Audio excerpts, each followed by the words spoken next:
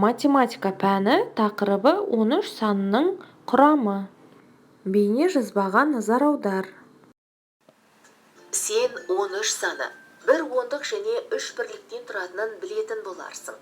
9 пен 4, 8 пен 5, 7 мен 6, 2 бір таңбалы сандардың көмегімен 13 санын қалай шығаратынын қарастырайық. 9 қызыл түсті шеңбер берілген, оған 4 көк түсті шеңберді қосу керек. 9 санын толық ондыққа дейін толықтыру керек. 10 саны шығу үшін 9 санына 1-ді қосу керек. 4 санының құрамын есіңе түсір.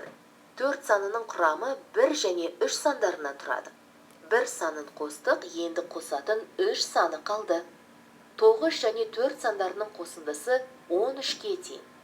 8 жасыл шаршыға 5 сары түсті шаршыны қосайық. 8 санын толық ондыққа дейін толықтыру керек. 10 саны шығу үшін 8-ге 2 санын қосамыз. 5 санының құрамын есіңе түсір. 5 санының құрамы 2 мен 3 сандарынан тұрады. 2-ні қостық, енді қосатын 3 саны қалды. 8 мен 5 сандарының қосындысы 13-ке тең.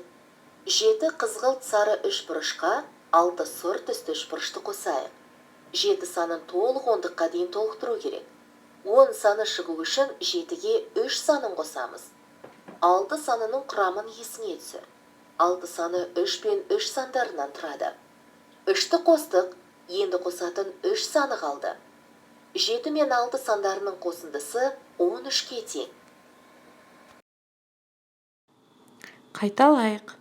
9-ға 4-ті қосамын, мәні 13. 8 қосу 5, тең 13.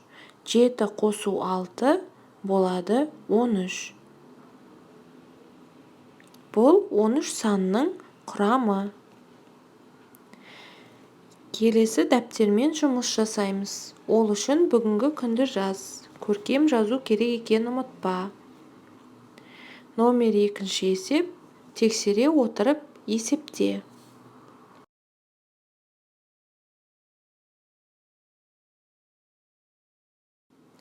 Келесі есеп номер 3-тің асы. Есепті шығар. Қыран футбол командасы 13 ойын ойнады. Олар 4 ойында ұтылып, қалғандарында ұтты. Команда неше ойында ұтты? Есептің шешуін тап және жауабын жаз.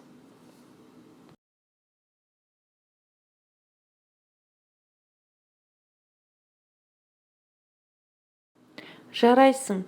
Бүгін математика сабағынан берілген тапсырмаларды орындап шықтың. Сабақ аяқталды.